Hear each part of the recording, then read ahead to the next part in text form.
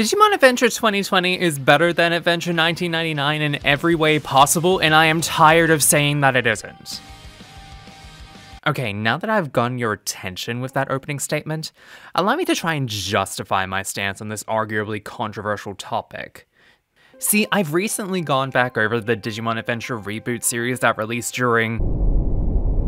And upon going back to it, now that we've had about 4 years of a gap between its starting point to now, I feel like I've had enough time to properly adjust to the feeling of the series at this point and really give it a proper appraisal for how good it really was now that it isn't being bogged down by several weird delays in being aired like it was when it was originally shown.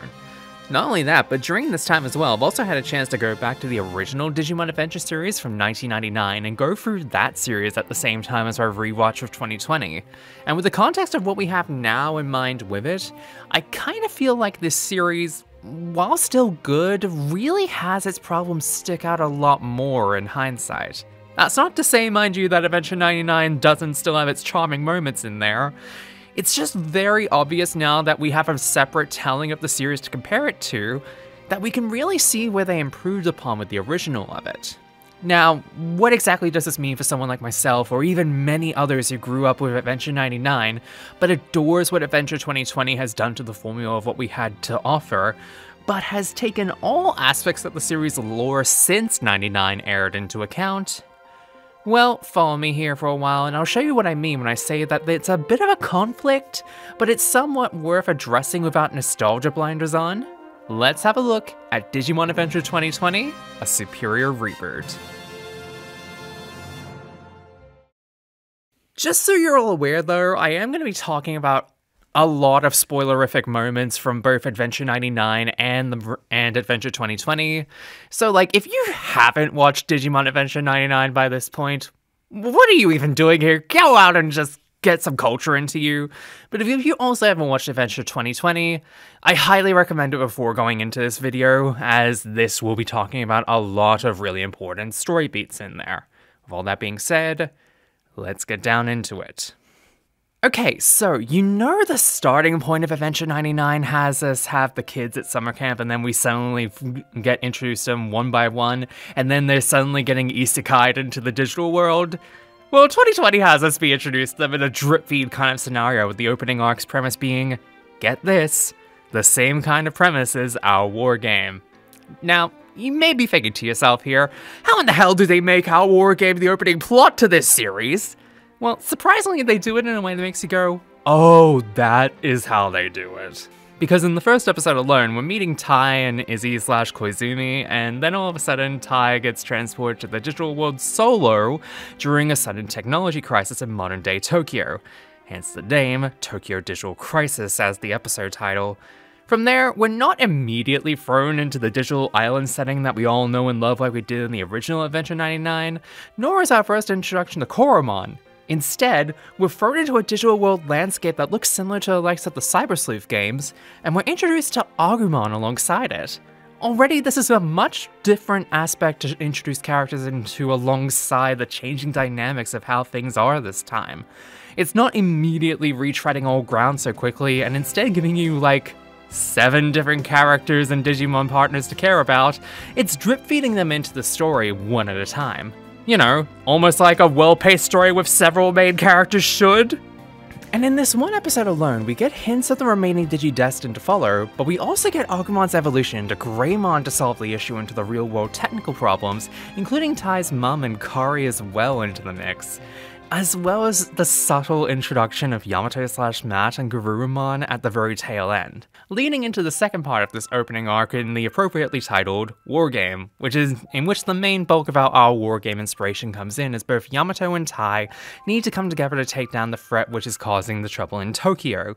with Greymon and Agumon only being able to do so much with the amassing group of Agumon coming together to form a bigger version of itself. And while you may think that this is a high-level threat that would introduce them to a third member of the group, like Sora for instance, it's only at the tail end of it do we understand why the theming of the premise and the title call back to our war game, as Greymon and Garurumon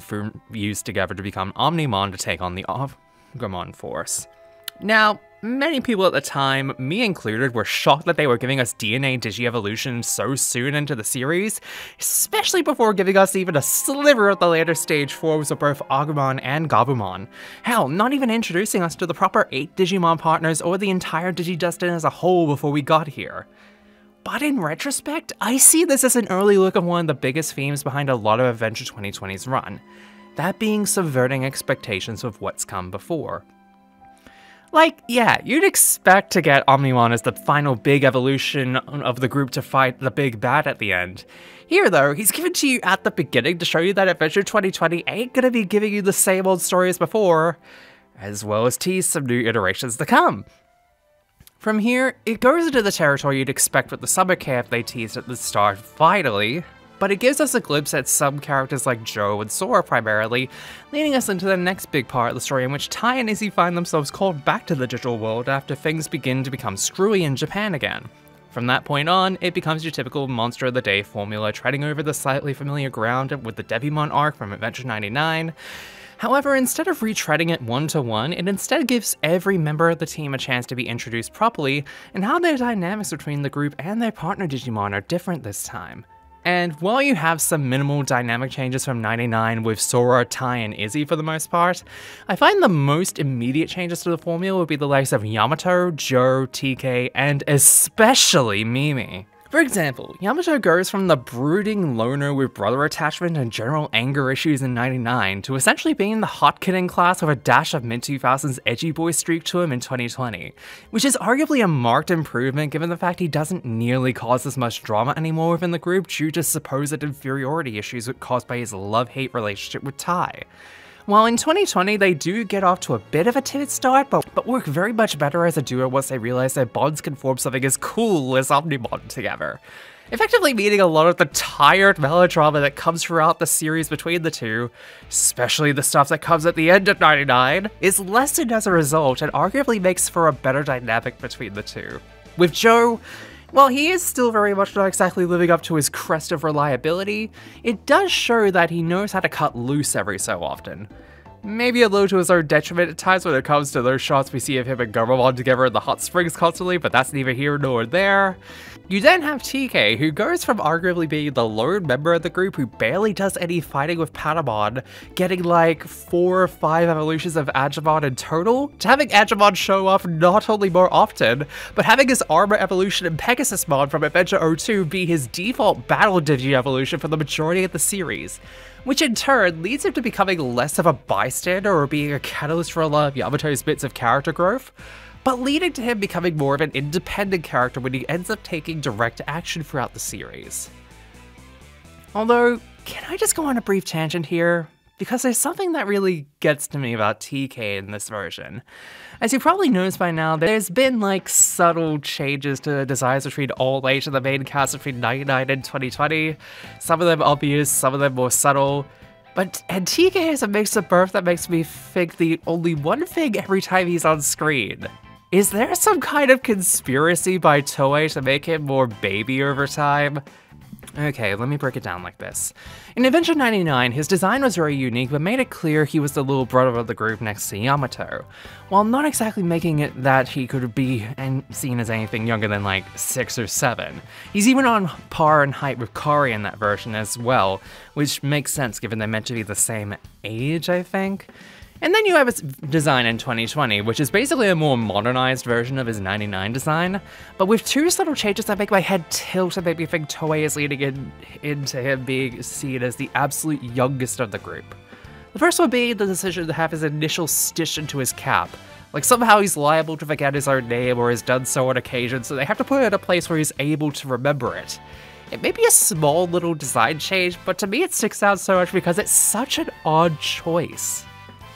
And the second one being the fact that he's shown to be significantly smaller in this version of Adventure. First time being where he's barely able to lift Patamon in his tiny little arms to showcase the immediate difference in size between the two, and later on when he and Kari are right next to each other often. It's shown that Kari is actually taller than TK in this version of events. Now, by no means is this me saying girl taller bad, because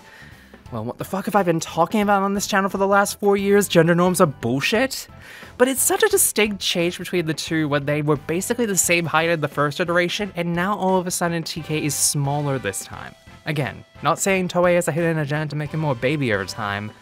but I'm just saying at this rate, the next reboot of Adventure is going to have him be a fetus! Anyway, getting away from my weird conspiracy theories on the matter of one of the youngsters of the group, let's go to the other side of the coin and Kari's changes in 2020. In the similar vein to the likes of TK previously, Kari went from being the little sister to Tai, an occasional damsel in distress in 99. Yes, I am aware that whole plot of her getting sick was to establish some deep-seated character development for Tai, but I am still not a fan in how that was a running trend for her character throughout 99. Compare that to her iteration in 2020, where she becomes an active force within the group as early as episode 25, where she begins to start interacting with the group as a whole, even becoming an unofficial member until later on. And while yes, she does still get captured, it's implied it's not exactly her being captured, instead it's her willingly going of her own volition, because she seems to be aware of the fact that Skull Knightmon is in fact a corrupted Gatomon, even to the point where she ends up going inside of the being to rescue Gatomon for her corrupted prison.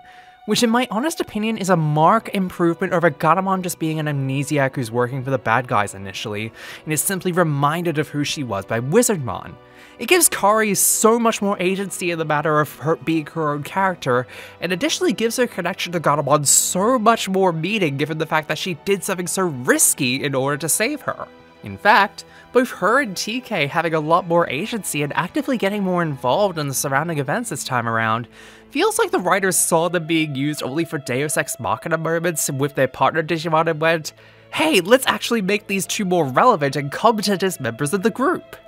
And that is one of the bigger changes of the leading 8 that I feel makes this a marked improvement over Adventure 99. But there's one specific person of the group, in my opinion, that makes the case for being the best improved character out of them all, that it was often thought that the writers had a soft spot for this character in particular given how much of a focus was placed on her near the same level as that of Tai and Yamato.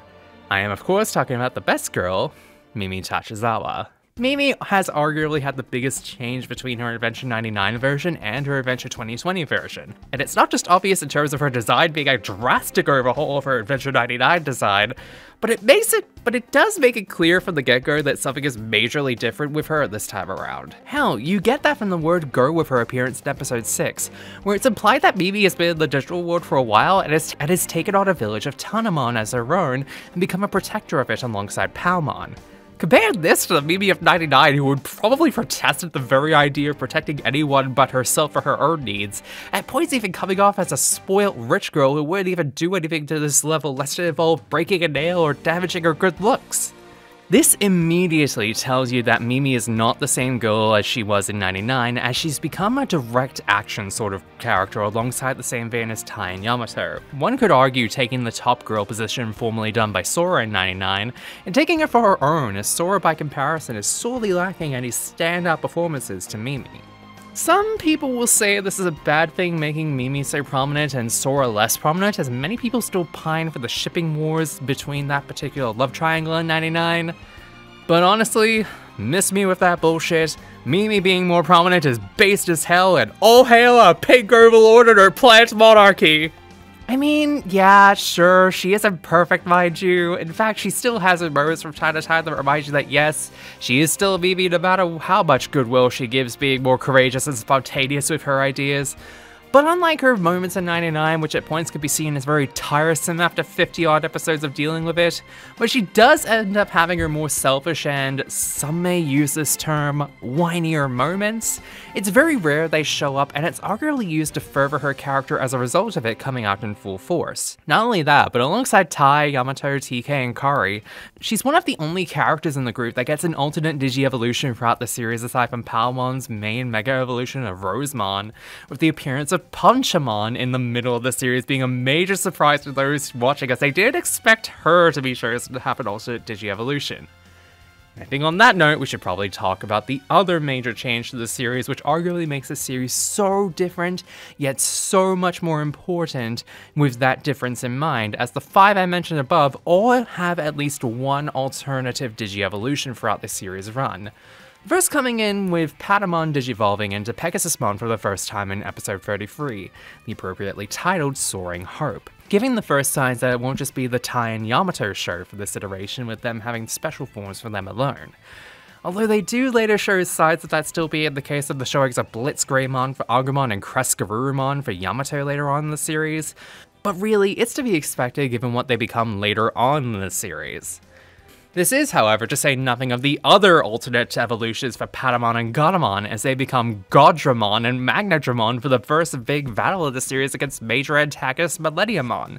which is a major change in the dynamic because of how absolutely amazing it is to see them not only access actual god-level Digimon, but the scale of which they take charge in the first major arc's final battle is amazing to see.